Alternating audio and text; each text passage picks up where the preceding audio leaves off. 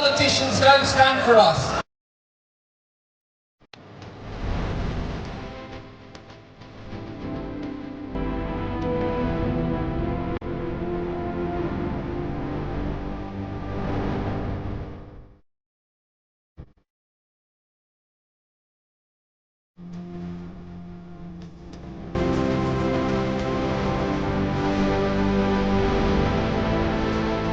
I want to talk about the horrendous events in America with Charlie Kirk. We saw that sort of side. When you heard that news, what was your reaction? I mean, I was actually shocked. I was literally shocked. I think it was about 9 o'clock English time, wasn't it? 9 p.m. And I was like, oh my God, how the hell can that happen? In the neck, 130-yard shot, bloody awful. And, it just wakes you up to the fact that there is an assault on freedom of speech. And what they want to do is to shut down people like me. They want people like me to think you could get a bullet in your neck if you keep speaking. But what he also did when he pulled that trigger was admit that he'd lost the debate. They responded to Charlie Kirk's arguments, not through arguments that defeated Charlie Kirk. They had to defeat the man. They killed him because they'd lost the debate, which means we're winning, Andrew. Well, and which means we mustn't be cowards. Oh, absolutely. And the really tragic thing is he was going around all the campuses basically encouraging debate, encouraging a peaceful, intelligent debate with people. He said, come and challenge me, tell me why I'm wrong. Yeah, absolutely. And that's what we need. Someone earlier said to me, there are counter-protesters out there, and are you concerned about that? Well, I say, great, there are counter-protesters out there. Democracy has always been riven with division of opinion, but what we don't want is violence. We don't want people taking the law into their own hands, or indeed the law being used to shut down free speech. There are 12,000 arrests a year because of non-crime hate incidents.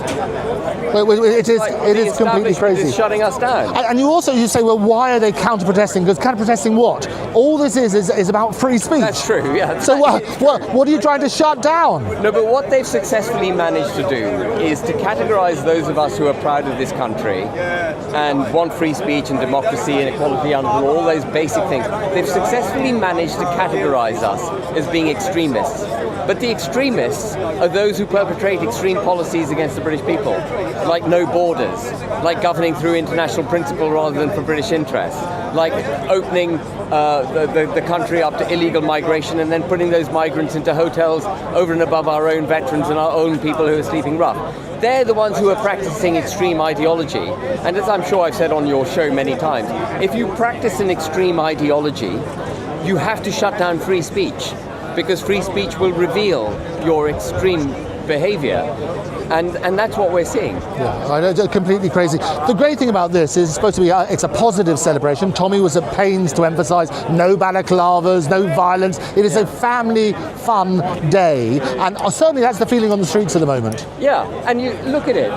They're all good people with a carnival atmosphere. Yeah. There are people. There are peeps, right? There are peeps. I love it. We are going to hear you on stage. It wasn't a total surprise. Yeah. What's your key message going to be? My closing key message is going to be freedom of speech critical, but there's something slightly not more important. There's something equally important to freedom of speech, and that is participating in democracy. And if you want to save this country, there's only one solution, and that's Advance UK. And you must therefore sign up to Advance UK, and you must get on the electoral roll, and you must make sure we win the next election. It's not down to me, it's down to them whether we save the country. Right, and you hit the 30,000 mark. Yeah. We did that live on the show, talked about that sort of side. Are you already registered with the electoral We've applied, it'll take a while. Okay, and what's the process after that? Well, contemporaneously, we're going to be setting up committees, creating policy, identifying candidates. We're now going to get on with the serious business of creating a party. And Andrew, I'm being tapped on the shoulder by lots of people who hitherto have had no interest in politics, from all backgrounds, including very well-heeled backgrounds, saying, we want you to succeed. People offering me donations out of the blue. Right.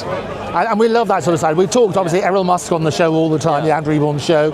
Elon's a big supporter of yours, is retweeting a lot, or re-Xing, I guess that is now, a lot of your posts. What's the latest regarding Elon? So, I mean, nothing really. I think he's a continued supporter of Advance, and as long as we continue to do what I think is the right thing, I think we'll continue to have his support. Okay. But we can't take his support for granted.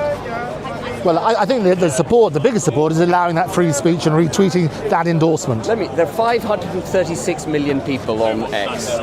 It's a huge platform, and to have his support is massive. Yeah, absolutely. Ben, a real pleasure. I know you're a really popular guy. Everybody's down here seeing you. I look forward to hearing your speech later. See you, Andrew.